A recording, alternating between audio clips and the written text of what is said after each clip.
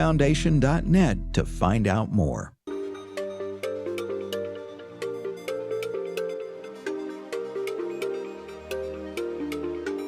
We inform. Religious freedom is about people of faith being able to live out their faith, live out their convictions, no matter where they are. We equip. Sacred honor is the courage to speak truth, to live out your free speech. We also rejoice in our sufferings because we know that suffering produces perseverance, perseverance, character, and character, hope. This is At the Core on American Family Radio. Welcome to The Core here on American Family Radio. Glad to be with you today on the program. Walker Wildmon here. AFR.net is where you can check out more about our work and the programs that we offer 24/7, 365 days out of the year through American Family Radio. We're broadcasting live in over 32 states, 160 plus radio stations around the country. And then, of course, we're online on the app, the American Family Radio app, and our website, AFR.net. We have the video up, as we do each day, over on Facebook and all of our major channels. Just type in American Family Radio or the name of this program, At the Core, and you can watch the video on all the major social platforms and over at stream.afa.net. stream.afa.net. All right, let's turn our attention to the scripture. John chapter 16 is where we will be this week. John chapter 16, verse 31. Jesus answered them, "Do you now believe? Indeed, the hour is coming, yes, has now come, that you will be scattered each to his own, and will leave me alone. And yet I am not alone, because the Father is with me. These things I have spoken to you, that in me you may have peace. In the world you will have tribulation, but be of good cheer. I have overcome the world." That's John chapter 16, verses 31 through 33. Jesus here, of course, is foretelling of the disciples being scattered throughout the region because of persecution that has come and is to come for the disciples here. And this is how God in his providence ensured that the gospel spread throughout the entire world. And that is because many of the disciples, if not all, they took Jesus, not just literal, that's oversimplifying it, but they viewed Jesus' return to establish his kingdom on this earth. They viewed it as being imminent in human terms, okay? Meaning weeks, months, years, not centuries or, thousands of years. And so there was this real hesitancy among some of the disciples to flee and to go into all the earth to spread the gospel, because they didn't want to go far from Jerusalem. And of course, the Lord and God in his providence used persecution in the early church days to ensure that the disciples actually did what they were supposed to do, and that is take the gospel out from Jerusalem into the ends of the earth. And so, but here we have it. Jesus is prophesying, saying, "Indeed, the hour is coming, yes, has now come, that you will be scattered, each to his own, and will leave me alone." And so Jesus foretells of this scattering, and this scattering ends up coming to pass with the severe persecution that the disciples experienced as soon as Jesus ascended. And so that's John chapter 16, verses 31 and 33. And this is just one of a entire laundry list of Jesus foretelling of the future and it actually coming to pass, which is just one of a ton of reasons why we can definitively say that Jesus is in fact the Son of God, because of his ability not just to perform miracles, but to also foretell of things that were to come, which is not something that man necessarily has the ability to do. We can guess what's going to happen in the future, but no man knows. No man knows what the future holds. We can say we think this is what the future holds, or we hope this is what the future holds, but only God, and in this instance, the Messiah, Son of God, has the authority and the knowledge and the ability to foretell the future. That's John chapter 16, verses 31 through 33. Well, let's talk a little bit about what's going on in the Middle East, in Iran. This is a very developing, fluid situation that we're not really sure how this is all going to pan out. But nonetheless, the one thing we do know is that the United States has deployed the most military assets since the Iraq War and the Gulf War, which are obviously two separate. But nonetheless, this is the most military buildup by the United States since those wars, since the Iraq War. And this is one of those instances where you look at the mass deployment. Roughly 50% of America's military power is centered around the Middle East and around Iran. But you look at this, and there's just no way, in my opinion, that we get out of this with zero kinetic conflict. You don't spend, let's just say, tens of billions, probably into the hundreds, but let's just play it conservative. You don't spend tens of billions of dollars deploying half of the United States military arsenal to a region of the world, largest military buildup in the last 20 plus years, so that you can do nothing and then just send everybody back home in the coming weeks or months. This is not, to me, part of some negotiating ploy. Now, why on earth, if it's not part of a negotiating tactic, then why on earth is the U.S. and Iran even negotiating in Geneva right now, which is what they're supposedly doing? What are they negotiating about, by the way? I mean, haven't we done this rodeo before? This goes back to Obama. It actually goes back well before Obama. But as far as the negotiations go, Obama, let's say, mainstreamed negotiations with Iran. Remember the famous Iran deal? The infamous Iran deal? And so we've been talking to Iran, we've been negotiating with Iran since Obama, and through back channels well before that. But President Obama made it normal to hang out and meet with Iran, which I think meeting with people and negotiating with people is perfectly fine, regardless of their position, regardless of their viewpoint. And so that's where we are today. So I don't know what you could be talking about in Geneva that is going to move the needle and cause the U.S. to bring home the billions of dollars, hundreds of billions of dollars in military assets we currently have in the region. I'm not sure what's going to transpire in Geneva to cause us to not move forward with some type of kinetic action. Now, one thing that is proven to be true with this development with Iran is that the world isn't as simple and black and white as many of us would like for it to be. Because if it were, you would look at this and go, wait, I thought back in June we bombed Iran's nuclear facility and they can't make nukes anymore. This is what we were told, by the way, by the White House.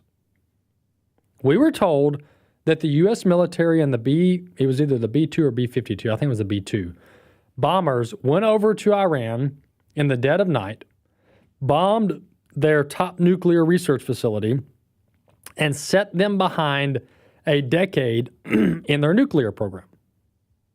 This was what we were told. And so if that's the case, then why would we meddle around with Iran or do any type of further kinetic action at any point in the near future with Iran? Well, it's not really about the nuclear program anymore. Oh, really? Because we've been told, going back to Netanyahu's noteworthy historical speech before Congress. This is obviously well before pre-Trump. This goes back, this was either during the Obama presidency, might have been even during the Bush presidency, but nonetheless, I think it was during Obama. Netanyahu came before Congress and he had the whiteboard with the bomb on it, remember? And he had the fuse at the top, and he had these different timelines as far as where Iran was on building a nuclear bomb. And he said they're like right at the top, like they're really close to getting a nuclear bomb. This is like 15 years ago.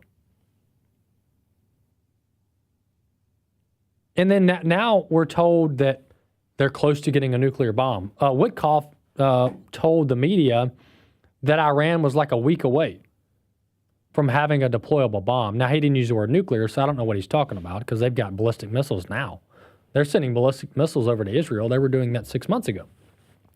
And so this seems about way more than whether or not Iran has a nuclear bomb or not. Because if these what appear to be imminent kinetic strikes on Iran have to do with their nuclear program, then what did we do 6 months ago, or by now 8 months ago? What were we doing in June of 25? I mean, were the strikes not effective? And the reason I'm raising these questions is because this is kind of a big deal. This is a big deal. One of President Trump's hallmark campaign promises, no more forever wars. And to his defense, he's got a very good track record on foreign policy, and I genuinely don't think he would get us, at least intentionally, in any type of war that lasts more than maybe weeks, maybe a month or two. I just don't see President Trump having an appetite for some entanglement in the Middle East that lasts months or years. I think he's got better decision-making than that. He's honestly got a better track record than that. I think Secretary of State Rubio, I think the Vice President, I think they all share this concern that, hey, we don't need to get involved in anything that is not very strategic, very targeted, and that isn't able to be concluded in short order. And so the people we have making these decisions, for the most part, are trustworthy, but these concerns that I'm raising about what exactly our rationale is, these have to be explained to the American people. Because war in general does not poll well with the American people. We have been burned through these decades-long trillion-dollar wars. So war, as you can tell, does not bode well for the American people, both Republicans and Democrats. It's just not a very popular issue. But you've got Washington talking, and they're doing a lot of assuming. They're running a lot of assumptions that the American people we just understand what's going on. Well, right now, if we're being honest, I actually don't understand what's going on. Now, I can tell you what I think is going on, and here's what I think is going on.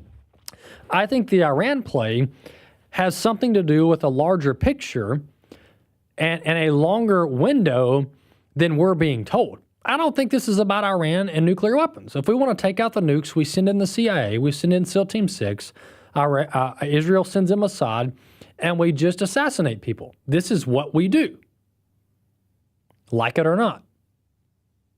So we can keep Iran from having nuclear weapons without getting in a public kinetic war. We just send in assets and we do what we have to do. This is what we've been doing for decades. And so I think personally, just from looking on the outside, I think this is about a longer strategic geopolitical play that has to do with Russia and China than it really has to do with regime change or ensuring Iran doesn't have a nuclear weapon, or we need to liberate the Iranian people, which all of those things may be true. Some of them may be virtuous. But my point in this is that the American people are going to have to be given a clear picture of what exactly is going on here. You can't just say, hey, we need regime change, or Iran can't have nukes, or we need to liberate the Iranian people. Like, all of these things are just like one-off sentences, like for a campaign slogan, that don't fully explain what the geopolitical foreign policy play is here by doing more kinetic strikes with Iran. We deserve a full explanation. Salt is good, but if the salt has lost its savor, how will it be seasoned? My name is Abraham Hamilton III, and this is the Hamilton Minute. Matt Walsh wrote a piece for the Daily Wire where he said, "The contemporary American Christian is the most open-minded person to have ever existed. He's so open-minded, you can hardly tell he's Christian or has a mind at all. He has for a long time been open to the idea that marriage isn't permanent and sex isn't meant exclusively for marriage. He's basically open to whatever notions are popular. He is open, and where he is not open, he is silent."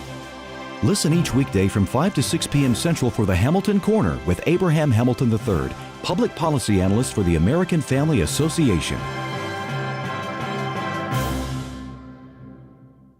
How about this? Some actual good news on the healthcare front, even as costs just keep skyrocketing. So if you're 65 or older, MediShare now offers MediShare 65 Plus. Call them. You can talk to them about this. A lot of people are taking advantage of this now because even if you have Medicare Parts A and B, you know there are out-of-pocket things, deductibles and copays that just keep going up. And the whole point is to help you by giving you a low, consistent monthly payment that fills in the gaps. In fact, I can tell you how much MediShare 65 Plus is. For example, it's $99 a month up to age 75.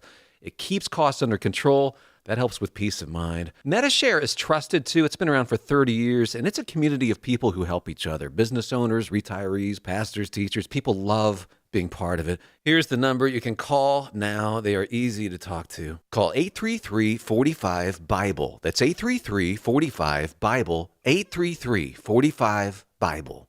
Many of you remember 1976 when we had the bicentennial. I know I do. Here in our country, our beloved America, as we celebrated 200 years. Well, now we're celebrating 250 years. We're going to go to some great places on our tours this year. In June and September, we're going to Washington, D.C. We're going to Williamsburg. It's going to be a wall-to-wall trip of American history and learning about our Christian heritage. We're also going to Boston this year. So for those of you who remember 1976, I know there are some of you who remember the year 1776. We want you to come along with us on this particular tour because you're going to be a special guest of ours. So if you want information on our tours, go to wildmongroup.com, WILDMON group.com, WILDMON group.com, and we hope to see you on one of our 2026 Spiritual Heritage Tours. At the Core podcasts are available at AFR.net. Now, back to At the Core on American Family Radio. Welcome back to the program here on American Family Radio. Walker Wildmon here with you on this edition of the show. As a reminder, you can subscribe to the podcast wherever you listen to podcasts. Just type in the name of the program, At the Core, and click the subscribe button, and the show will be queued up in your library each and every day. Well, I want to welcome to the program Oklahoma State Representative Toni Hassenbach. She serves District 65 there in the state of Oklahoma, of which we have a large listening audience there in the state that this is going to be relevant to, but also the topic in general is relevant to our entire audience. And that is some legislation to hopefully provide some structure and some more religious freedom to students and teachers in our public school systems. Representative Hassenbach, welcome to the program. Thank you so much. Good afternoon. Afternoon. Glad to have you on. We've got a lot of listeners there in Oklahoma and the Sooner State, and of course, this topic is important for everyone listening around the country on the network. But you've introduced the Open to Religion Act there in the state of Oklahoma and the state legislature that hopefully, if passed, will provide some structure, some guardrails, and really some clear direction to school districts, superintendents, school administrators on how to facilitate religious time in our public school system. So give us a little background on this legislation. Well, that's exactly correct. I was a 20-year classroom teacher, and I can remember when I taught middle school, the ladies that I taught with in the hallway, we knew a lot. We had a lot of advanced degrees to be seventh grade teachers. And when students would have their mandatory moment of silence where they could pray or engage in any other silent activity as long as it didn't disturb others, we would often say, I don't think anybody working here would be able to tell me when to pray and how loud to pray and for what time I can pray.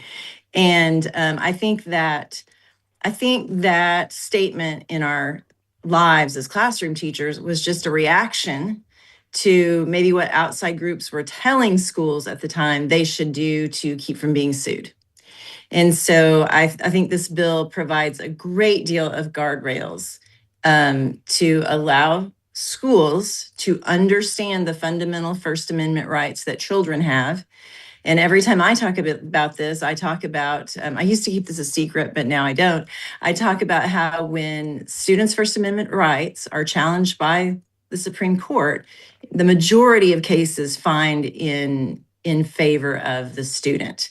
And when I was a teacher, I never would tell students that, when the dress code gets challenged in the Supreme Court, they're going to come down on your side. I always, I held that very close to my vest, but I did talk to my administrators about that. And so this bill, I think, just lets administrators know that if kids take some time to pray or read their Bible at school, no one's going to get sued. And that children have those rights. Yeah, and that's what this is really about. Because unfortunately, to your point, school administrators and school attorneys, and some of them probably should get the benefit of the doubt, just because you can't. Not everybody can be a constitutional expert, and you really don't have to be. But every attorney, for the most part, is at least taught when they're representing their client or their school district or their company to avoid litigation, right? We need to stay out of the courtroom. It's not smart. It costs a lot of money. And so, but when you have that mindset, oftentimes you'll sacrifice certain things or principles for the sake of not being litigated. And unfortunately, that's what's happened with a lot of our school administrators and our school attorneys. I'm speaking across the country. They've gotten these threatening letters from the Freedom from Religion Foundation. They've said, oh, no, we can't. Nobody can pray in school. And then they'll quote some, 30-year-old Supreme Court case. But the fact of the matter is the Supreme Court and lower courts have given students and teachers a lot of leeway to exercise their faith in the classroom. This bill simply provides the framework. And one example that I want you to kind of expound upon is if a group of students want to have a Bible study during non-instructional time, the main thing that this bill does is it tells the school district how to accommodate that. Like, can the kids use a classroom that's not being used for class, for instructional time? Can they use that for their Bible study? That's a simple example as to the kinds of questions this legislation answers. It is. And the framework, it's basically, let's say someone sued a school for this particular thing, and we look at the Coach Kennedy case versus Bremerton Public Schools. That's everybody knows that case. And how this law would change things for the state of Oklahoma is the court is going to ask if this process is voluntary. It's 100% voluntary. The students have to have parental consent. The kids can opt out.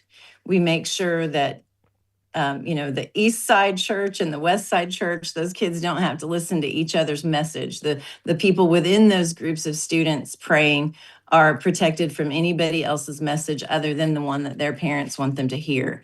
The prayer is not written or sponsored by the government. It's child-led. And that really, it protects the schools. And I also feel like we need to embolden our schools against groups like the Freedom from Religion group and other groups like that, teachers unions that operate inside our states that thoroughly exist to keep administrators a little bit scared of sometimes doing the right thing. Yeah. One of the examples that may help people understand this is like there's all kinds of school groups and school clubs, Fellowship of Christian Athletes, for example. And there's, like a chess club or, different clubs. I can't think of them all off the top of my head, but nonetheless, different students join different clubs and engage in. There's Turning Point USA clubs all over the country, and those clubs are allowed to use the school campus for their activities as long as the administration agrees to it and it doesn't interfere with instructional time or required time that students have to be in class or taking tests, etc.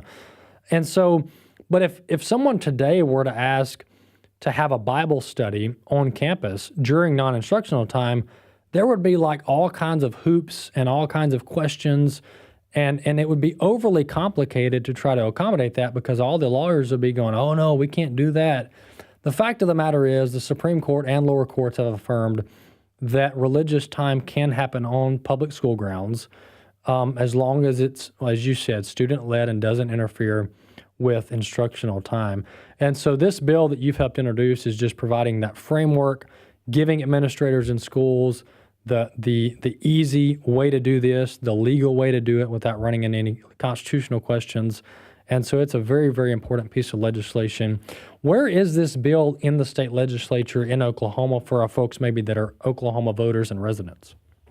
Well, I got it out of our Education A and B committee. The next place it will be heard will be our overall A and B committee, and then we'll have it heard on the House floor. Excellent. Well, we want our folks in Oklahoma to support this, and the name of the bill is the Open to Religion Act, and it's that is correct. In Oklahoma, it's House Bill 3240, if I'm not mistaken. Did you say 3240? That's correct.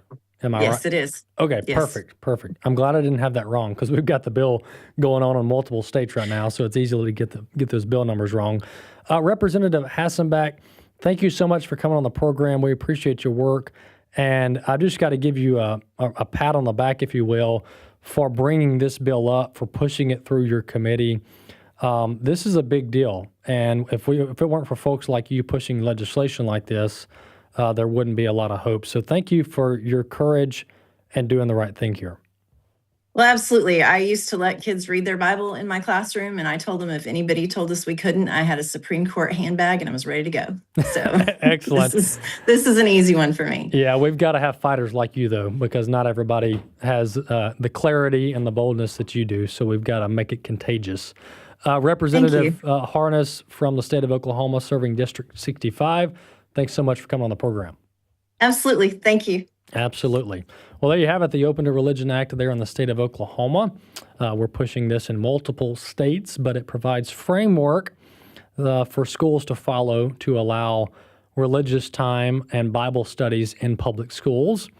And as I tell people when I go and speak, we've got to reclaim the public schools. We cannot abandon them. There are tens of millions of students in these schools, and to give them over completely to the secularist and the God haters would just be a huge mistake, in my opinion, not just from a spiritual vantage point, but from a long-term strategic vantage point as well. From a culture and worldview standpoint, we cannot completely cede ground to the enemy in an institution like the public school systems that have tens of millions of kids going to them every single day. The more we can recapture of those institutions, the better in the long run. And so that's why we're pushing legislation just like this. Well, back to the situation I was talking about with Iran. I wanted to update you guys. I talked a little bit about this last week, kind of gave some off-the-cuff numbers in real time as we were talking through this. But the Venezuela situation, the Venezuela arrest of their dictator, if you will, Maduro, might have something to do with this Iran move, if we're being honest, because let's connect the two to the degree that we can. A lot of the conflicts, part of the reason for some of the conflicts in the past has been over energy. Whether we like it or not, energy policy plays a role in some of these decisions when it comes to foreign policy, when it comes to conflicts, when it comes to war. And in this instance, it's very possible that at least part of the decision-making here has to do with further isolating China and their energy supplies. Let me explain. Venezuela, and I didn't know a lot of this until I started reading up on it, but isn't that how it always works? Venezuela was exporting about 3 to 5% of China's oil imports. About 3 to 5% of China's oil imports were coming from Venezuela. All right, this is pre-Maduro. So 3 to 5% of Venezuelan oil going into China. I'm sorry, 3 to 5% of China's consumption was coming from Venezuela. All right, okay, that seems rather insignificant, 3 to 5%. Well, what about Iran? About 15 to 20%, depending on the month, of Iranian oil is about 15 to 20% of China's oil consumption comes from Iran. On a high month, it's about 20 to 25% actually. So you combine those two, Iran and Venezuela, you're talking about upwards of 25% or a quarter of China's oil imports coming from Venezuela and Iran. That's a big deal. That's a big deal. So that very well could be playing into the decision-making here is how can we further isolate China, make China feel the pressure, and force China to back off all of their aggressive maneuvers and their aggressive geopolitical plays to, for example, capture Taiwan, things like that. How can we further isolate our enemies like China?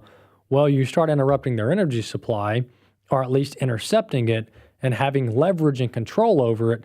That could go a long way when it comes to negotiating. So that's one thing to consider. As far as the benefits of having a non-Ayatollah leader in Iran, having a more Western-friendly leadership in Iran, as far as the long-term benefits of that, these were easily justifiable benefits. Now, it depends on the cost, though. But Iran, if we're being honest, Iran has been a problem child in the region for 40 to 50 years, really 50 plus years. Since the 70s, Iran has been a problem child in that region for 50 years. They are responsible for the vast majority of problems and terror and disruptions in that entire region. For example, one of the primary funders of groups like Hamas and Hezbollah is who? Iran. Iran has been funneling to the tune of hundreds of millions of dollars, really billions over the years, of money to Hezbollah and Hamas. I think it's safe to say without Iran, there is no Hamas and Hezbollah as we know it today. Furthermore, a lot of these proxy groups, of which there are dozens, in that region, they've been attacking U.S. troops for a long time. This goes back 20 plus years. They've been attacking U.S. troops on the ground in Syria and Iraq, all over that region. And if you were to talk to some of these Muslim majority nations, these Arab nations around that region, such as Saudi Arabia, Egypt, UAE, maybe even Qatar, they actually would be okay with Iran no longer being Iran as they know it. And so the benefit to not having the Ayatollah in charge and having a more Western-friendly government, the benefits, they quickly begin to stack up.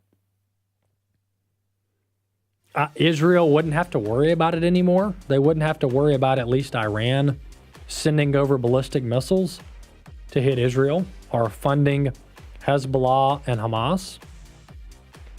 So the benefits, when you start to put them down, they quickly add up, and it actually becomes a pretty compelling case as to why we don't want the Ayatollah there anymore. But the question is, what are the costs? How many troops? How long of a conflict? How much money does it cost?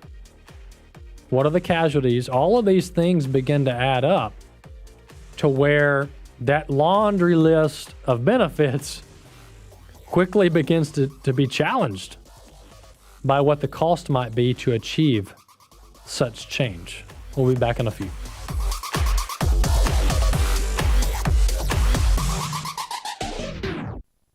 AFA Action takes attacks on the family seriously.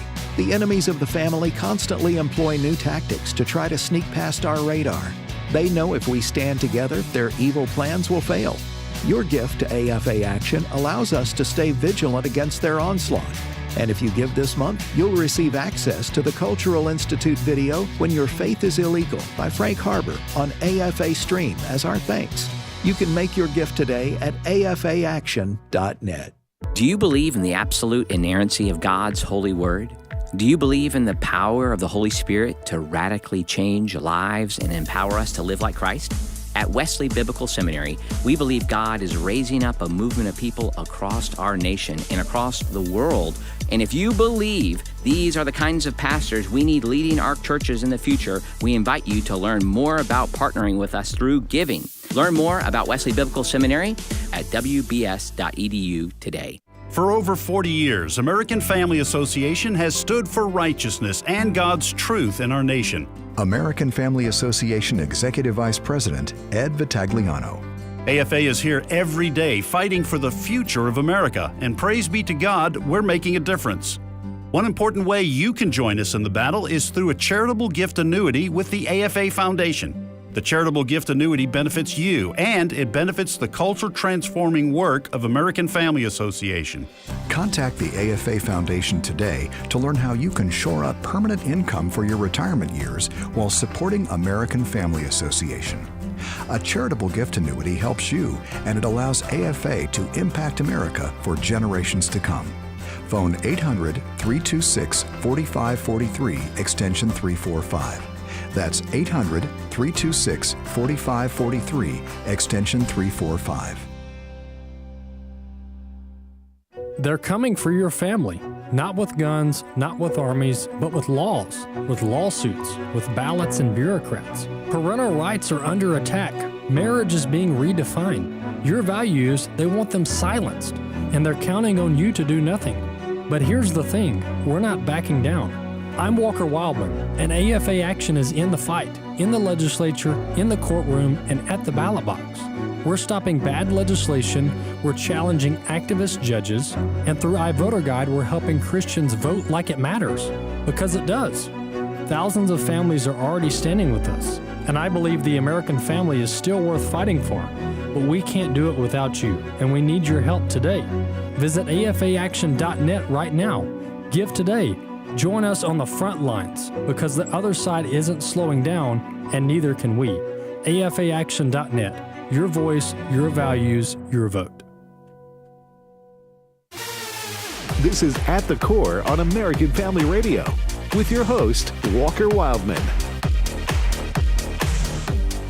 Welcome to The Core here on American Family Radio. Glad to have you back for this last segment here on AFR. AFR.net is our URL, and we upload the podcast each afternoon wherever you listen to podcasts. Just go there, type in the name of the program, click the subscribe button, and our latest episode of the program will be queued up in your library. Well, on the phone with us now, or rather on Zoom, is Senator Angela Hill from the state of Mississippi.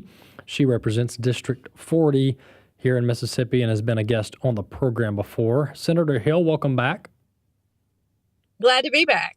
Well, every year, every session of the legislature, it never fails that you introduce a piece of legislation that we like, that we agree with, and we want to interview you on because of your good efforts there in the state Senate. Let's talk about illegal immigration, because that's what your bills relate to.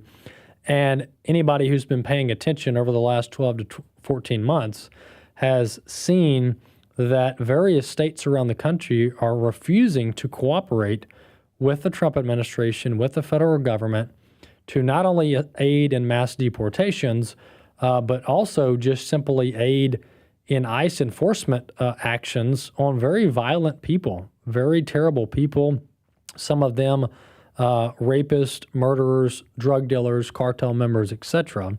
And so conservative states need to fully cooperate, and those are some of the items that your legislation has to do with. So tell us a little bit about these bills that you're working on that are actually over now in the State House. Tell us a little bit about this legislation.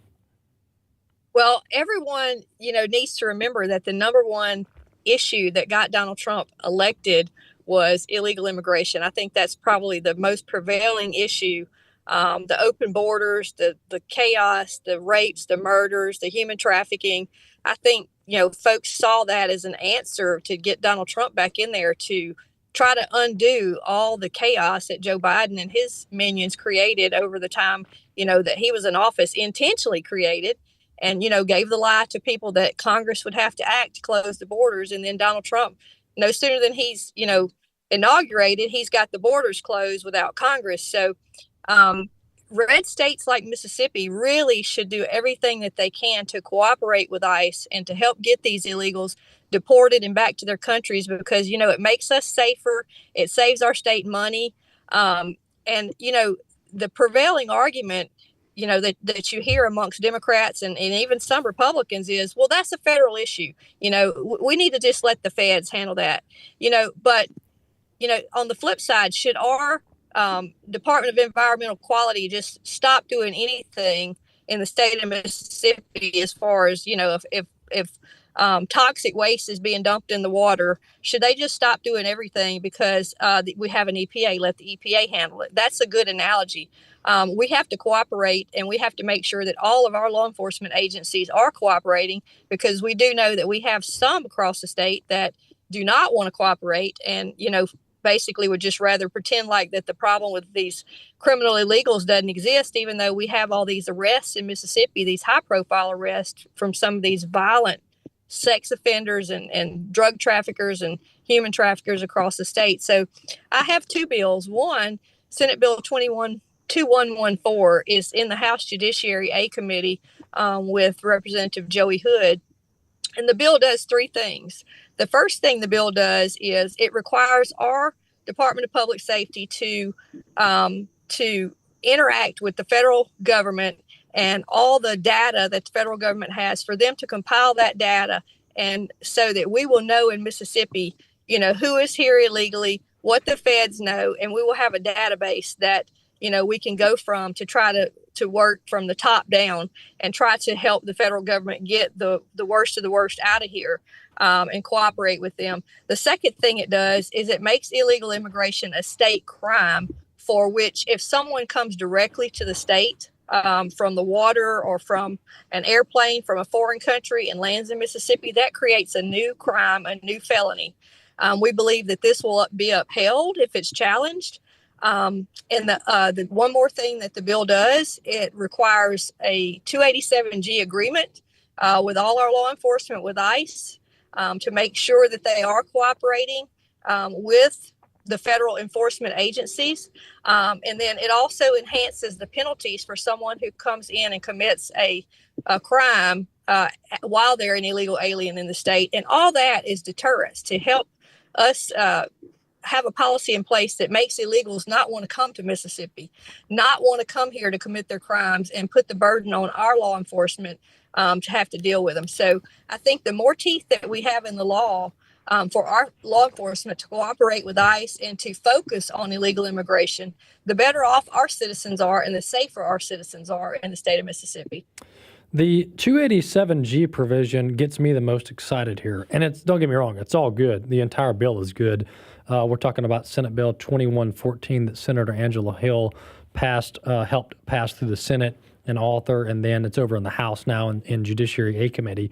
But the 287G provision, or program rather, and your bill would require all Mississippi law enforcement agencies to enroll and cooperate with federal officials on immigrations and customs enforcement, which is the key problem we've had in other states where local law enforcement agencies or local jails, county jails, they're not even cooperating with ICE. So they have a violent offender who's an illegal immigrant, got a lengthy rap sheet, and is in the local county jail, instead of putting a detainer on them and letting ICE know, hey guys, we've got this illegal immigrant, why don't you come pick him up? They're just putting him back on the street. And so this bill ensures that all Mississippi law enforcement agencies enroll in the 287G program, which would go a long way in ensuring federal officials could actually do their job. Exactly. And the bottom line is it'll make our state safer, and it'll actually save our law enforcement money. And, you know, some are saying, well, it's going to cost us extra money to do the 287G program, which I truly don't think it will. I think it'll save money in the long run. But my other bill, Senate Bill 2828, actually creates a way to fund 287G grants through the Department of Public Safety to all the law enforcement agencies across the state. So Senate Bill 2828 is in the House Banking and Finance Committee under Chairman Shane Aguirre, or Shane Aguirre. I think I pronounced Shane's name wrong the first time. So that bill, what that bill does is it requires illegal aliens who are in this state and not paying taxes and not contributing to actually pay a fee when they send wire transfers out of the country, when they're making money, not paying taxes, getting paid in cash, and go send that money across the water. This would put a fee on that money that they're sending across the country. And if you're a citizen and you're doing everything right, you can get that money back by filing a tax return. So this is catching those folks that aren't paying taxes with a fee on the wire transfers out of the country, on cash wire transfers. And look, this is something that Oklahoma's been doing since like the early 2000s. Oklahoma did it even before the federal government put their fee on there. So this bill is modeled with similar language to Oklahoma, similar language to the federal government. So, you know, that would go into a pool of a state fund that would be managed by the Department of Public Safety for 287G grants, so that our local law enforcement officers would have extra funds to, you know, actually go whole hog in the 287G program and do as much as they can possibly do to help the situation with deporting these criminal illegals and cooperating with ICE. Absolutely. And there's actually, speaking of the 287G program, there's actually various federal incentives to cooperate, such as even financial reimbursement. There's a couple $2 billion at play there for agencies that cooperate with the feds. Now, could that change with future administrations? Of course it could. But right now, the opportunity for local law enforcement agencies to cooperate with the federal government is just plentiful. It's a very good opportunity. It certainly is, but Mississippi also has to think long-term, or should be thinking long-term. And if we can get Senate Bill 2828 passed, we will have a stable, long-serving stream of revenue for the 287G program, and we won't be dependent on who's sitting in the White House and whether or not they're prioritizing, you know, deporting illegal criminal aliens. So, you know, it comes a time when Mississippi needs the authority and the wherewithal and the funds to be able to take care of what we need to take care of, whether we have a strong federal leader or a weak federal leader. So I think that both of these bills would put Mississippi on a really, really good footing to be able to do everything that we need to do, even if we don't have a strong person in the White House in the future who is, you know, tough on illegal immigration. But we're counting on that the Lord's going to provide us with somebody that wants to continue to protect our country and keep our borders closed.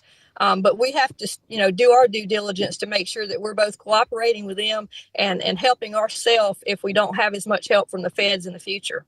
Absolutely. Well, Senator Hill, thank you so much for coming on the program. We appreciate you working on this legislation. Hopefully, prayerfully, these bills, both of them, will make it out of the House and to the governor's desk. We appreciate you coming on. Yes, and please contact your chairman over in the House, Representative Hood and Representative Aguirre, and let them know that you support these bills. Absolutely. Thanks so much, Senator Hill. Appreciate you coming on. Me. Absolutely. That's Senate Bill 2114 and Senate Bill 2828 now working their way over to the House in Mississippi, the State House, and the Judiciary Aid Committee. Every state ought to be doing this. Some already are, but every state ought to be doing this. It's an absolute no-brainer.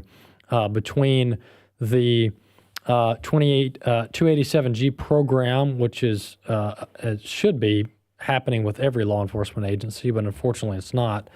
Between that and then the refundable fee on international wire transfers out of the state, that's a no-brainer because this is what's happening. And I don't know why there's not more regulation on this to disincentivize it. But the illegal immigrants forever have been wiring money out of the states back to their home country, back to their family, which the core fundamental problem with that is that you're illegal, okay? So if you want to come over here legally and you want to wire money back to your family, good for you. Good for you. Even though I don't like American dollars leaving America and not benefiting our own country. But if you're paying taxes and you're paying your, as Obama says, fair share, or whatever that is, then whatever. But that's not what's happening here. There's nothing just and right about this. Illegal immigrants are coming in, they're working, they're earning money, they're not paying taxes, and then they're wiring the money back home. And that's been going on for as long as I can remember, and there's been no crackdown on it. Now, the Treasury under Scott Bessent has actually said he's starting to crack down on it and requiring some proof of citizenship before wire transfers can be initiated out of the states. So we'll see where that goes. Some of it's very hard to get to. Some of it's very secretive and hard for the feds to regulate. But if we can ever get control of the billions of dollars leaving America's shores and going overseas, or in this instance, going down south of the border, that could be a huge lever that we can pull to really disincentivize this illegal labor and this illegal immigration that has been going on for so very long. But President Trump, I don't know if you guys saw what happened down in Mexico over the weekend, but the Mexican military, along with U.S. Military, took out one of the top cartel leaders in Mexico. And the cartels, for those who don't know, the cartels are so deeply entrenched in Mexico. And this is not a secret. This is, anybody who reads up on this understands the cartels are so deeply entrenched in Mexico, it is just an established, accepted fact. And there's this informal agreement between the cartels and the Mexican government that, hey, you guys don't mess with us and we won't mess with you. Think about that. This is the neighbor just to our south. And the cartels, not just one but many, are running this de facto government down in Mexico.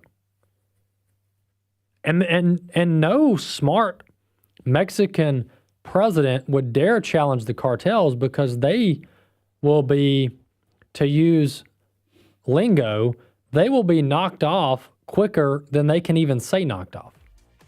No president of Mexico dare challenge the cartels. And the cartels even know not to mess with U.S. tourists. They don't mess with U.S. tourists. They leave the tourist zones alone. Cartels do their thing. They run their show. They run their shadow government. And everybody looks the other way like they don't know what's going on. And then when you saw the retaliation and the mass rioting, the mass looting, and the murder of over 24 Mexican National Guardsmen just in this tourist area, this is a big problem.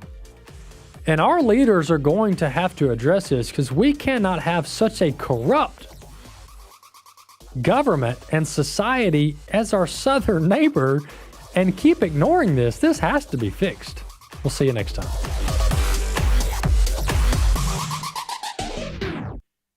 The views and opinions expressed in this broadcast